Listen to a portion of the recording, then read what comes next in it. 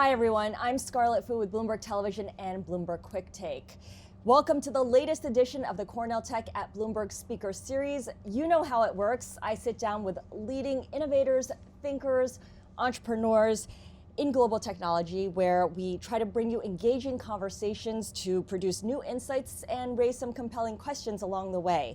If you want to catch up on our prior episodes, you can check us out on the Inside Bloomberg page on YouTube. You can, of course, also follow our podcast, Cornell Tech at Bloomberg, which is available on all major platforms.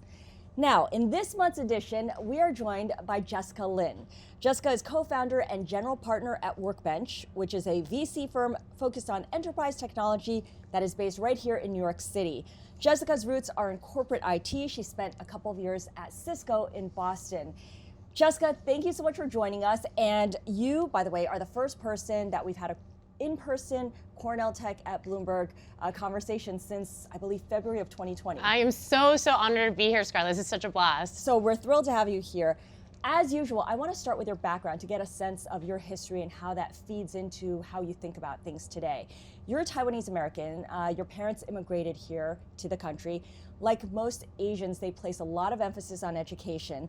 Tell us about how that's shaped your thinking about how you pursue your goals. Yeah, I love that question because not enough people talk about it, right? And my father came to this country and actually got his first jobs were working at a gas station as a waiter, as a busboy and as a janitor. And he was very lucky. He had education. He went on to become a software engineer and then actually later a lawyer.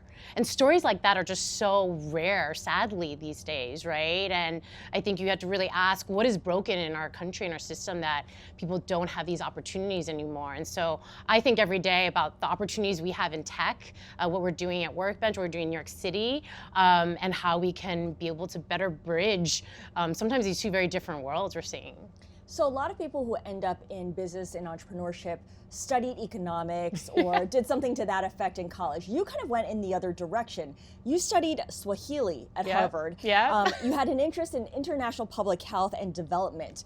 That's kind of unusual for an Asian American. I think when people look at my LinkedIn, they think this makes no sense. It's like zig and zag and up and down, but it's true. I had so much interest going into college around international development. I had a lot of exposure to that early on, and every summer had the opportunity to intern and work in East Africa. I was convinced I was going to work with the CDC, and really, as we often see in tech and with startups, ended up doing a pretty big pivot in my career that landed me in enterprise software investing. Okay, so you took an engineering class in college that kind of piqued your interest and it changed your trajectory.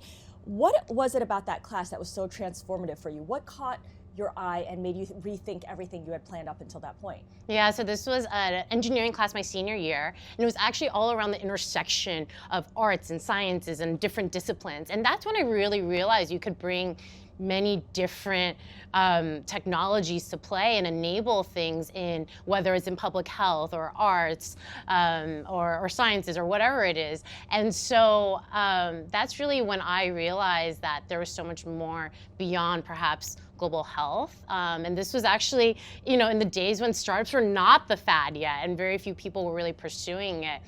So I was very lucky early on to get that type of exposure and experience. So after college, you went on to explore that idea, right? And you lived in South Africa for a year. You got to really dig into your tech interests and develop those. You've said that experience for you demonstrated the immense potential for technology to transform lives at scale. What exactly did you see there? What exactly did you do there? Yeah, so I actually worked on a project my senior year with a soccer ball that when you kicked it actually captured and stored energy. And this was really to speak to the infrastructure and energy challenges at the time that I was seeing. And I think when you can make something accessible, something that's very, very hard accessible for everyone, that you can really unlock a lot within the community. And that's so much of what we brought to bear here at Workbench. And we can talk a lot more about how we've made enterprise software, we hope, much more accessible and much more fun. Okay, so let's talk about enterprise software because you moved into technology in a big way after your year in South Africa. You went to go work for Cisco, and Bloomberg describes Cisco as the biggest maker of internet gear that powers the internet. I mean, it's not exciting stuff, but it's crucial stuff. It's really critical stuff. it's a true enterprise software company. What exactly does that mean to people who are not in business or in technology? Well, I think the beauty of Cisco, and to be honest, it wasn't something even I really realized until I was there, that so much of even us sitting in the studio is likely powered by Cisco, whether it's the Wi-Fi and the networks and the cables, the telephones that we use, right? And I think what's hard is a lot of young people when they graduate college, very few of them say, I can't wait to work for a large Fortune 500 company. And the advice I actually give to young people now when they come to me for career advice is to, at least for a few years, work at a large company. And you'll get a lot of experiences and understand a lot of different pain points there that could really set you on a great career within enterprise software and to start a company. I love that. Go to a big company to learn the pain points so that you can move on from there. So tell us a little bit about what you did at Cisco over your 2 years. What did you learn, and did you bounce around from division to division, or who were you exposed to there that gave you a sense of the different pain points? Yeah, so I actually was so lucky at Cisco, and I worked with an incredible team. I was actually within a broader learning and development team, and I actually worked with engineering organization. And so actually for a quarter, I wore a GoPro camera on my head, and I followed all these software engineers around to best document how they develop software with agile technology and practices. And I got to work on really cool projects like that that helped me understand, hey, this is what it means to be within a big company. This is what great best practices look like, even within a massive enterprise. And I think that's brought a lot of my passion to Workbench, which is how do you, again, be that Sherpa, if you will, be that translator between really, really big companies where there's such great things happening, and also smaller startups that are trying to sell into that. Okay, so let's talk a little bit about that transition then from Cisco, where you worked in corporate IT. I mean, that is like the paragon of corporate IT, to the investing side. I mean, that's not unusual or typical transition. How did you go about doing that? Yeah, so I was very lucky, and I think this is actually pretty consistent throughout my career, which is, these moments where you're very lucky to work with great people, and that's what I always say as a North Star is work with great people, follow them, and go somewhere where you can learn a lot. So I actually was given this opportunity to co-found Workbench with my co-founder, Jonathan Lair. We were a professional arranged marriage, if you will. We were introduced by our first investor, and we really set out 7 years ago to just rethink enterprise software investing. And what I mean by that is we looked around New York City and we said, 52 of the Fortune 500s in our backyard. We come out of corporate IT. We see all this opportunity within these large organizations around people and product and process and tools. Instead of just going to Silicon Valley and finding cool tech, why don't we go to all the customers here and ask them first what their pain points are, what their challenges are, and then we go and find the best startups and simply play matchmaker. So that's really what we did. And 7 years later, we're really proud that we've laid this brick by brick, this New York City ecosystem. We hosted almost 200 events a year to bring together, again, the best of what we call the suits and the hoodies, all the corporates, all the startups, and these two engines of community and corporate engagement. So that's interesting. You would go over to the Fortune 500 companies first and say, tell me about your problems. Exactly. I want to hear about them first. And then I'm going to go look for a solution for them. Is that right? That's right. And this is different from other VC firms. This is different from other investors in general, because the guys in Silicon Valley, the VCs there, are they doing anything like that? Look, there are phenomenal venture funds in Silicon Valley, right? And great partners and people with great experiences. I think it's the ability to combine those two, paired with the fact that we're in New York City with the geographical density of all these Fortune 500 customers that, quite frankly, you can't get in Silicon Valley. And then paired lastly with our ability to help be that matchmaker and help close customers and oftentimes multi-million-dollar contracts for our portfolio companies. And we always say, especially at the early stage where we're investing, customers are like oxygen. So each customer that you can lock in on the enterprise side helps you live another day. You had talked about the technology in Silicon Valley as being cool tech. Does that make the technology that you do here on the East Coast to enterprises boring tech or old tech? I mean, how would you, I don't want to put words in your mouth, but how would you describe it as a counterpoint to the cool tech? Yeah, absolutely. I mean, 7 years ago when we launched, when we tell people we invest in enterprise software, they'd be like, well, what is that, right? And New York City at the time was very much ad tech, e-commerce focused, right? Some incredible companies, but enterprise software was not on the map then. In fact, MongoDB was only just getting started in the early days. Datadog was, I think, getting their seed funding. And it's, of course, you can see now how well they've done in the public markets.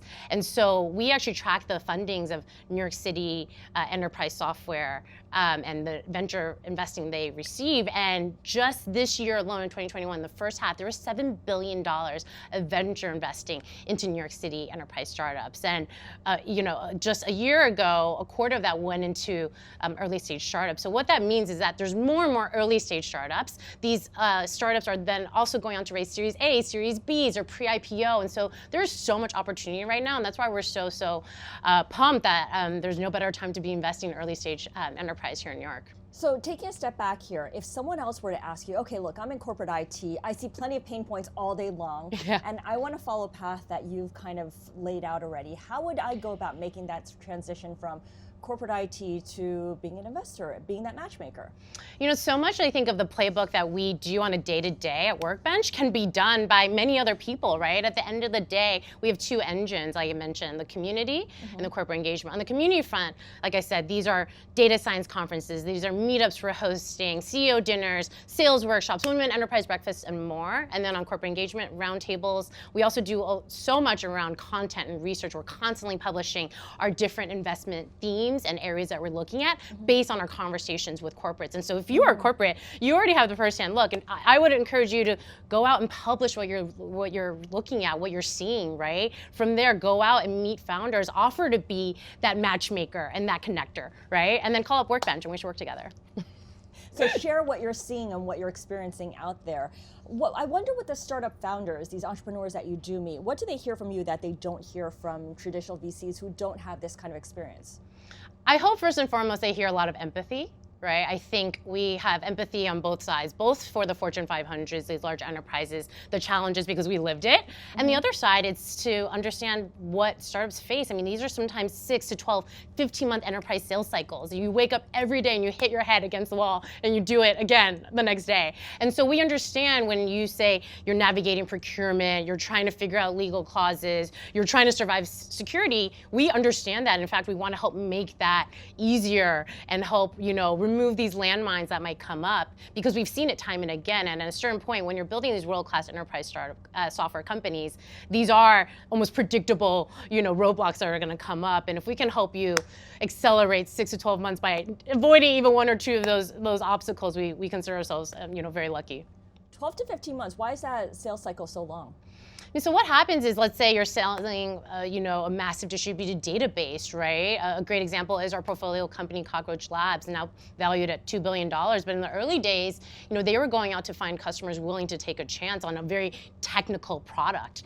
And we actually were able to help introduce them to JP Morgan, who's publicly, endorsed them as their database. And these sometimes span many BUs and many stakeholders. And when you have a technology that is so technical, you have to go through a lot of the rigor around security, privacy, data, legal, understandably. Okay, gotcha. And you guys have the know-how, knowing how to navigate within those big companies and kind of holding people's hands as they go through all of that. Exactly. Holding their hands, getting a beer with them, having a good laugh, right? All the good parts of, all the highs and the lows, we'll say, of building an enterprise startup company. Are the big companies, are the big Fortune 500 companies spending more or less these days? I mean, clearly, they're trying to automate things, they're trying to become more productive, but at the same time, they want to make sure that they're not blowing their budget on technology that could get outdated pretty quickly as well. Well, in fact, I think what we saw during COVID is the willingness to invest, right? I think Satya Nadella said that they saw 2 years of digital transformation happen within 2 months in 2020 alone. And so what that means is what, again, used to be in-person meetings and team huddles and honestly paper files being transported back and forth. 2020 forced a lot of these large companies to realize they couldn't rely on that anymore, right? And to force this digital transformation. And so a great example is actually our portfolio company, Fire Hydrant, based here in New York City. And they're a platform that helps with incident response management. So what that means is if you're Delta or you're a banking app or if you're Peloton, right? You are uptime, you're online, and anytime there is any downtime at all, even a minute, that could be millions of dollars lost. And so they help these teams and engineers manage what happens when there is a downtime, how to resolve them, and then how to prevent them in the future. And I think that is not going to go away. In fact, it's only going to continue, that you see increased productivity, increased collaboration, and automation when you bring technology and great people together. But is this technology that'll displace jobs as well in the future for people who are working right now? Well, so something like Fire Hydrant, they're helping to enable these groups of site reliability engineers. And so again, a lot of it was emails back and forth, text messages back and forth. It's capturing all of that now and saying, hey, you should understand this is what happens when downtimes happen. This is what happens when incidents happen. And just so you know, in the future, this is how you can better prevent it. So it's helping enable people at their jobs and do it better and be less of a headache. And hopefully keep you focused on the parts of the job that make you happy as opposed to the parts that exasperate you. Exactly. So you joined Workbench in 2014 when it was only 1 year old. You're a co-founder. Talk about how it's evolved over time, the kinds of companies you were looking at initially versus what you're looking at now. Well, the beauty of our model is that in 7 years, it's really not changed at all. We've always been all enterprise all the time. We've always been tempted at all to look at companies that sell to consumers? Not tempted at all. We've been very, very disciplined on that front. And we were just like biggest enterprise IT nerds, really. Even in the days when it was really uncool, like we talked about, right? And always been based here in New York City. And what's great, like I mentioned, with this rise of this ecosystem is that there's more and more ever to do here. And the customer base is that honey and that magnet. And what's great is with our new $100 million fund, what that really allows us to do is be able to lead $3 to $6 million rounds of C to C2 and really capitalize on, again, the past 7 years where Fund 1 proved the model could work, Fund 2 put institutional dollars behind it, and now this is really the fund that will let us execute this strategy best, capitalize on this growing ecosystem, and help support our founders and make them really successful. Who do you consider your competition? Is there a West Coast version of Workbench? Is there a Boston version of you guys? Yeah, so I think when we talked earlier about the magnet and that honey, I just think that this New York City geography and why we'll always be beating the drum on New York is so critical, right? You just do not have this proximity to customers anywhere else. So the fact that I can be uptown, downtown, within minutes meet customers and do, customer happy hour, then also do a recruiting dinner within 1 day is really, really unique. And so I think you'll always meet great enterprise investors, you'll always meet great other funds, but to be able to do that all here and be hyper focused is what we're really proud of here at Workbench. You had mentioned earlier how you are the intersection of suits and hoodies. Yeah. Explain what that means. Yeah, and so when we used to host meetups in person, I mean, you could physically see half the room being suits and half the room wearing hoodies. These are, execs. Sometimes execs actually show up in hoodies, and then actually you have founders show up in suits, But it really is the best of the best in enterprise software. And that's what we mean when we say we've been building this ecosystem brick by brick. When we started 7 years ago, we just said, how do we get the best of the best together, right? And how do we make sure that people are meeting each other and connecting and learning? And it's been just incredible to see how the ecosystem continues to grow and give back. We have founders, operators, execs who are constantly mentoring and advising and supporting one another. And I just think that is so unique and something that really touches us every day. So our audience who's watching this conversation right now, a lot of them see themselves as entrepreneurs or future entrepreneurs, and they're going to be starting a lot of companies in their lifetime. How should they be thinking about selling to a consumer versus a business? Make the case for why selling to a business is better. So I will say that there's no one way in life, so whatever route you choose. But if you want to do enterprise software, the reason why really is you're building a product that provides so much value to an end customer who will then pay you predictable revenue back, right? And I think a lot of us saw the beauty of this during COVID when there's incredible public enterprise companies that did phenomenally well. You saw Zoom, you saw Snowflake, you saw UiPath here in New York City with one of the largest software IPOs ever in history. And that's because you're delivering value to someone who will then, pay you money for that, and then you can continue making the product better, you can continue serving your customers better, you can continue making work better. And so we're obviously the biggest enterprise software fans, and we have a lot of worry about falling out of fashion either, I guess. Well, we have a lot of founders actually who their first time around was a consumer company, and they realized the second time around they wanted to do enterprise software. Interesting. Wait, talk to us about that. How did that happen? What was their thinking as they went through it? Was it because they hit an obstacle, or was it because they exited successfully and they're like, now I want to get into something where I talk to a different group of people? I think a lot of them found that the business model with consumer, exactly to your point, can be again, unpredictable. You can do all the things right. You can build a great product, you can have great traction, but again, if it falls out of favor or if something in the market changes, it's largely out of your control.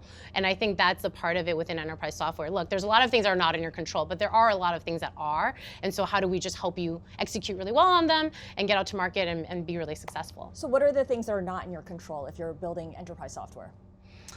So I think that long lead time you talked about, 12 to 15 months. Yeah, so the enterprise sales cycle can be very, very long, right? But there are also ways to help, I wouldn't say accelerate it, but there are things that you can do to make sure that you're set up for success, whether that's following the enterprise sales process, right? And these are playbooks that we have on our website that we've published and we've hosted workshops around, because again, most people when you go to school, you don't learn about an enterprise sales cycle, right? You never learn this. And so how do we make sure that future founders are set up for success there? And then I think a lot of it comes down to execution, and so much of it is on hiring great people and team. And that's a part I think that a lot of times perhaps VCs don't necessarily consider quite as much. And we know how important it is, and why being in New York City, with so much of many of our portfolio companies in our backyards is so important, because being able to work alongside our founders who are every day facing go-to-market challenges, and be able to do that in person, whether that's with us or with customers, and then going out and hiring in person, it makes a really big difference. So with more people returning to the office and not necessarily working remotely or working in some kind of hybrid setup, is that a good thing or a bad thing for the future of enterprise software? So I think it's both, right? I think you're going to see more and more talent perhaps that can be hired that's not just on the two coasts, and I think that's a good thing, this democratizing of talent, whether it's throughout the US or internationally. I do think it's hard when you don't get to be in person. So we're talking to our companies, a lot of them are investing more and more in bringing people together regardless of the office setup. So I think there's both good and bad. I know for us personally at Workbench, what we were able to do is actually beat our enterprise drum beyond New York. So we were able to start hosting these enterprise tech meetups that we've been hosting for almost 9 years globally. And we would have people dial in from Israel and UK and the West Coast. So I think there's parts of that we'd love to somehow still maintain while still getting back into the swing of things here in New York City. What did you learn from talking to those people outside of New York that you hadn't realized before when you were so New York City centric? I think enterprise founders everywhere face very similar challenges, and that's the thing. Whether you're in UK or Israel, a lot of surviving SOC 2 audit, right? Understanding POC clauses, how to build a top of funnel demand gen engine. These are international global problems, regardless of where you're based. And a lot of what we can do and support these companies, we realize we can extend again just beyond New York City. So is there a plan to expand beyond New York City then for Workbench? Well, so I actually think the beauty of what we do is that we have this home field advantage here in New York, regardless, and no matter what, the ecosystem will continue growing. We are going to capitalize on that, but we can be open to founders and companies outside of New York City as well. Gotcha. But now for the companies that are here based in New York City, what advantages do you think they have, the startups have, coming out of New York that, say, coming out of Silicon Valley or the West Coast or Boston, they aren't getting? It really comes down to diversity, right? And I think every New Yorker here is very proud, and we're always, waving the flag. But I think there's so much diversity when you think about industries, right? So it's not just a tech city. There's finance, there's media, there's tech and more. And so I think the talent that you get is very different. I think the type of focus you get is different as well. And then, like I said, we'll always go back to this, is that there are always the customers here. And that's just something that you, quite frankly, can't get in other cities. Right. I mean, Fortune 500 companies are based here, will continue to be based here, and they will need help to get done what they always have to do operationally.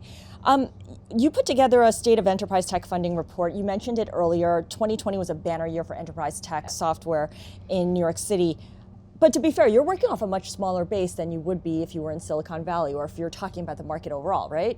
Well, so from a numbers perspective, yes. I think from an actual numbers perspective, that could be true. But again, we see this pie growing, right? And we're seeing more and more startups being founded. And when you look back at 2014 to now, it's 24 billion, right? And I think it's really important to call out, as you said, just from 2020 to even 2021, this explosion and $7 billion in this first half alone. So it's only getting better, and I think it's only going to get bigger. And we're a clear number 2 to SF, and we're seeing lots of founders actually coming to New York, right, and wanting to start their second and third companies here as well. Where are they coming here from?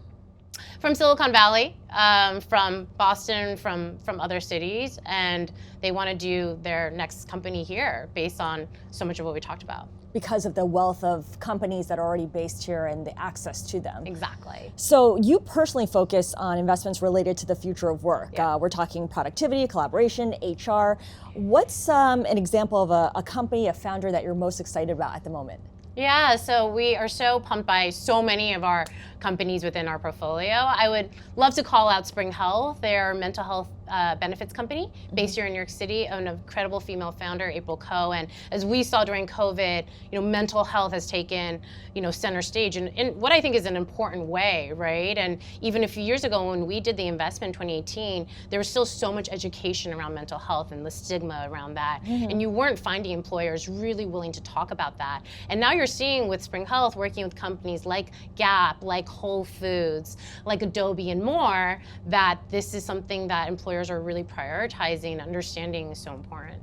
Do you see that taking place in other cities as well? I mean, or in other countries, I should say, because certainly that's the case in the US, but are companies around the world becoming more empathetic in that same way? I would hope so, and the beauty of something like Spring Health is that they are now selling to multinational companies, right? So if they are selling into, a Pfizer, and Pfizer is global, and the global team now has access to these benefits, I would love to think that that type of ripple effect does go and spread into other countries. Yet another example of why you want to look at big multinational companies as customers, right? Exactly. You mentioned that it was a female founder, and I know that a lot of your efforts specifically are focused on growing women in enterprise technology. Where are you seeing women really stand out in this part of the world? Well, I think there's so much that women are building within enterprise tech, and we just recently published a report and highlighted a number of exceptional women founders at the seed stage, and they're building some of the most technical products out there, right? Whether it's in machine learning, AI, whether it's in cybersecurity, infrastructure, and more. And so we're super pumped to see that. We're doing as much as we can to support them. One of the things that we've been doing for 4+ years is this collating this public database of women enterprise founders, all the way from seed to very much late stage. It's a public database. Anyone can access it. And we personally use it ourselves as an investment team once a quarter in our investment committee, where we review this database, and if there are founders who have been added to it who are building interesting things or within our stage and sweet spot, we're the ones who reach out, right? And that's the thing I would say to almost any investor is that deal flow doesn't just become diverse. Right? You need to make it diverse. And the way to do that is through data, something like a database, and then also behavior change, applying it to your investment processes. And so, we hope that this is a resource that more and more investors use. So what does the data show in terms of how many of your portfolio companies are run by women? Yeah, so our portfolio, we have 20% of them are women founders.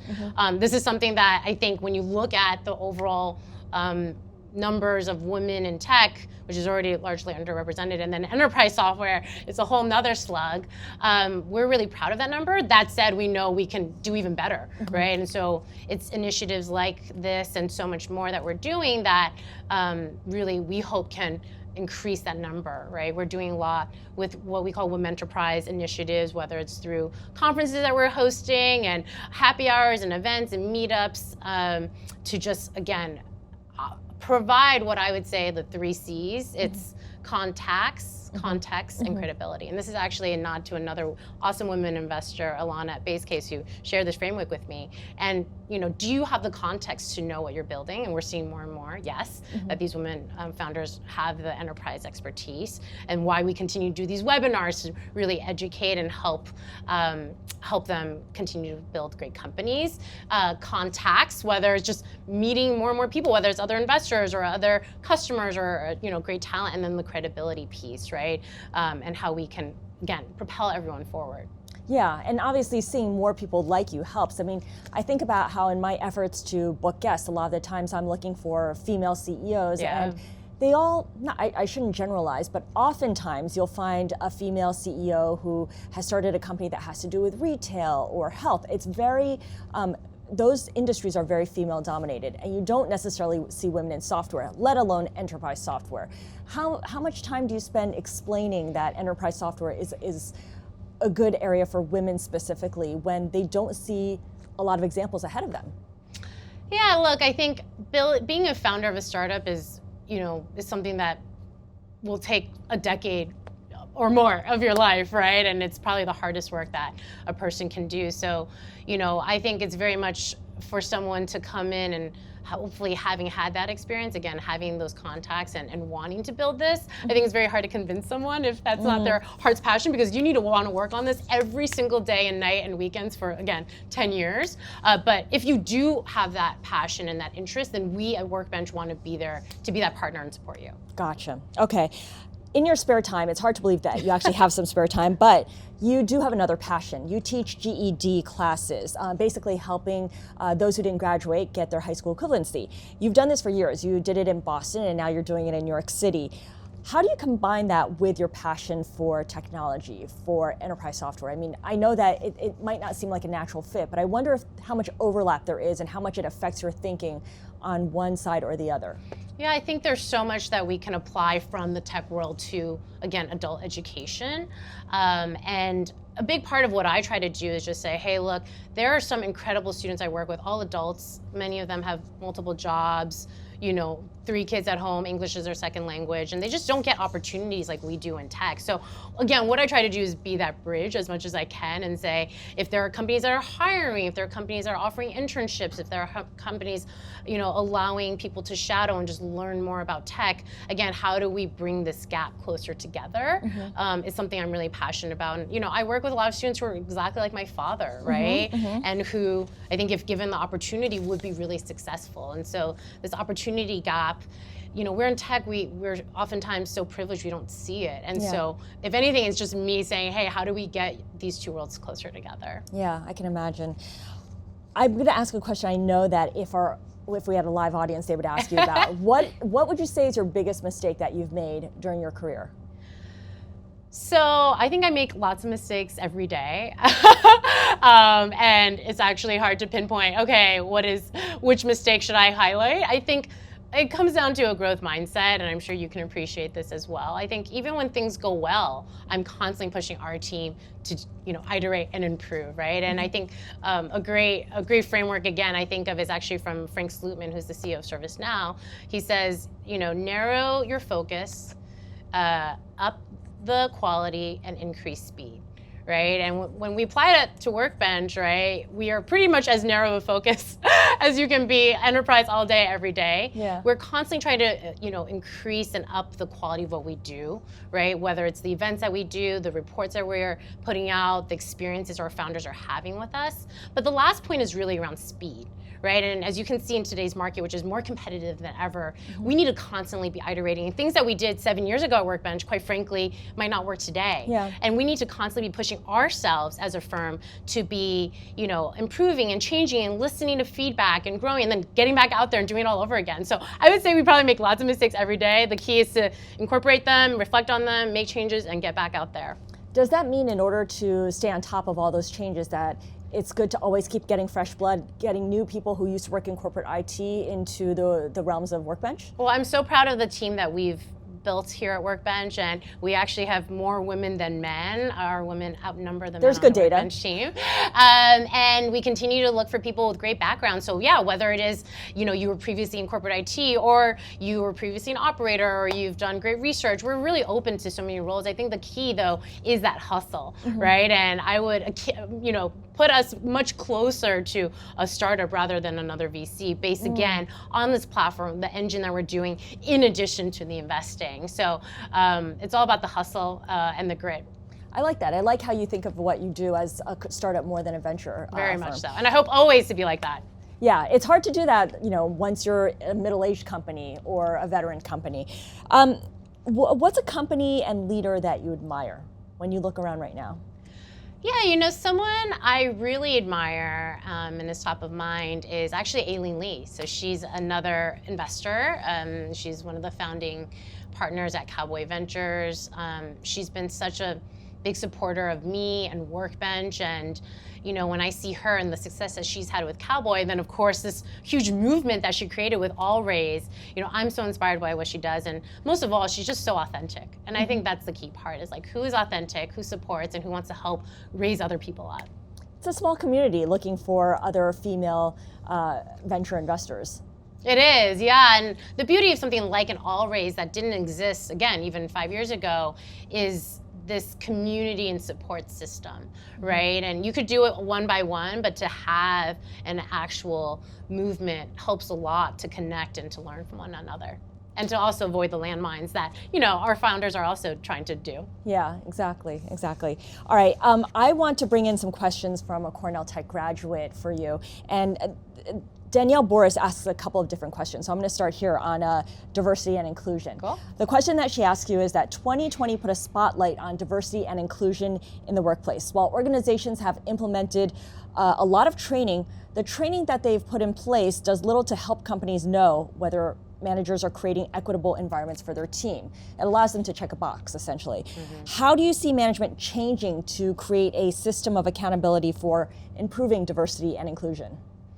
I mean, that's a great question. I think it's evolving. It continues to evolve, and that's the work that needs to be done, right?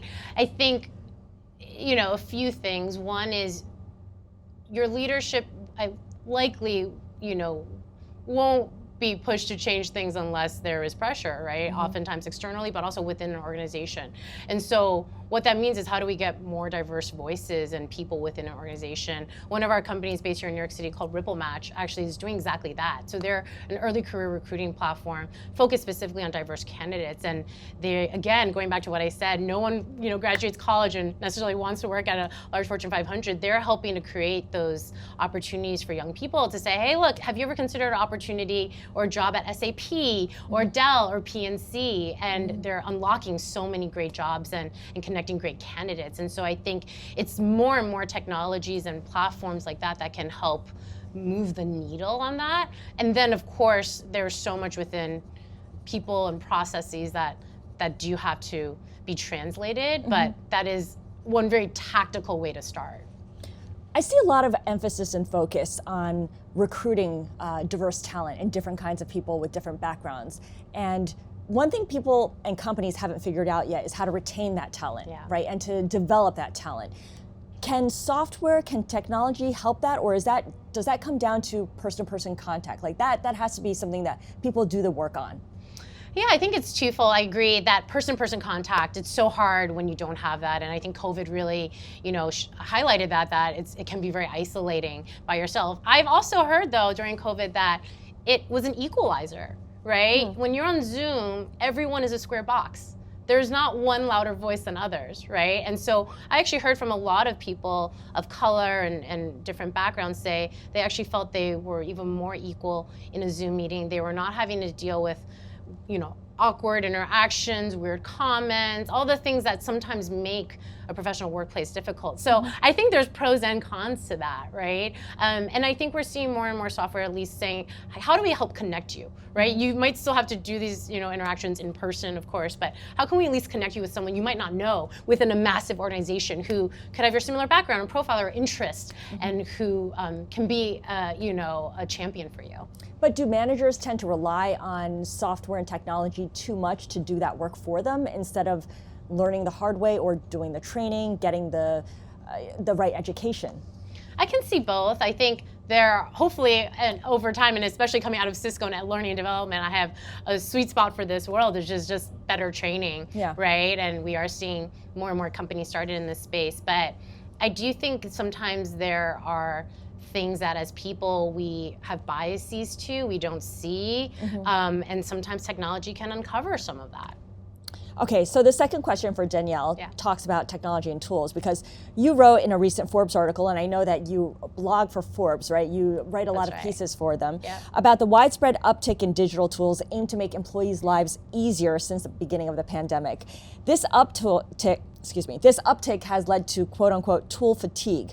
So given this, what advice do you have for entrepreneurs who are creating software aimed at improving the employee experience? Oh my gosh, yeah. Tool fatigue is such a big issue, I think, and we all have multiple logins and multiple apps that we're signing into. I think over time we are seeing more and more consolidation, if you will, where people are understanding, point solutions are challenging because you have to somehow integrate with all the other solutions out there. So you're seeing companies take a much bigger and much more ambitious view to say, this might be our wedge in, but we will over time eat up more and more. And a company that's a great example is our company Catalyst, based here in New York City. They're a customer success platform. So they help customer success managers post-sales manage their customers and help them be successful.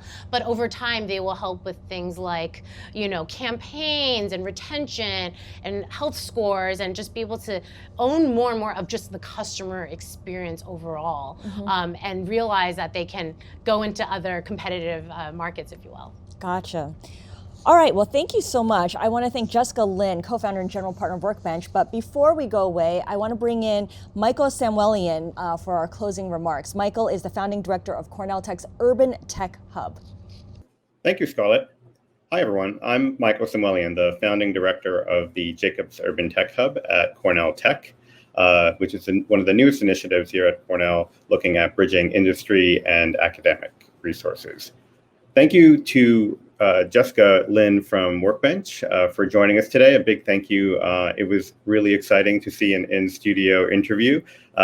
You could start to feel, the world coming together when you start to see people actually talking in person. And also a big thank you to our co-hosts, Bloomberg and Tech NYC. As we hit the 10-year anniversary of Cornell Tech being here in New York City, the mission of the university has never been more important in terms of how we build a better world through technology. We have hundreds of students, more and more every year, and dozens of faculty based here in New York City, bringing homegrown engineering talent to New York. The Urban Tech Hub that I'm very lucky to be leading is one of our newest initiatives here on campus. And hubs are particular to Cornell Tech in that they're outward-facing think tanks, that we are, by our very mission, focused on leveraging the power of technology to make cities better, fairer, and more resilient. Hopefully you've been able to see some of our newest initiatives, Rebooting New York City, which looks at the role of government and technology in local New York City elections. We're also looking at a 10-year horizon scan for the future of urban technology and cities across the country. Events like this are so important to our mission because at Cornell Tech, we're completely rethinking education, and that was talked about earlier today. When we're thinking about how training and education really are linked to helping technology improve the world. And as we bridge between research, education, and industry, we know that we are creating better connections between the tech ecosystem that's here in New York City and the culture of Cornell Tech. And the culture of Cornell Tech is very unique in that it's built upon collaboration. We have 8 different master's programs and a studio culture where master's students focus on real world problems and build solutions. You have business students working with computer scientists, electrical engineers working with law students. And that's the very nature of how we believe we can build a better world. The conversation was great today, and I really enjoyed hearing many of Jessica's points, particularly around the advantages that New York City has as compared to other places around the country or across the world. And particularly one of our main advantages, as she noted, was diversity. Not just diversity of us as people, but also the diversity of industries that New York City brings as compared to other places. And this complete attraction to New York of talent, and how we'll continue to attract talent in New York. Particularly after the last year, when I think many folks fled cities, we're actually seeing an incredible return to New York City and an incredible return to cities. And we very much believe in the power of cities and the power of density to really bring people together. Jessica also pointed out the relationship between training and education. We are, of course, as academics, believe that you never stop learning, that learning is a lifelong passion, and how technology can be a central part of bringing people together. And particularly how technology can help us uncover some of the biases in learning, something that we're very focused on in our Connected Media Hub as well. Lastly, I want to invite you all to join us. We were completely remote last year at Cornell Tech, but we are opening campus again in August. We're having a whole new cohort of 300 students come and join us this fall again. So please come and visit us here on Roosevelt Island, or join us online at tech.cornell.edu. Thanks again for joining us.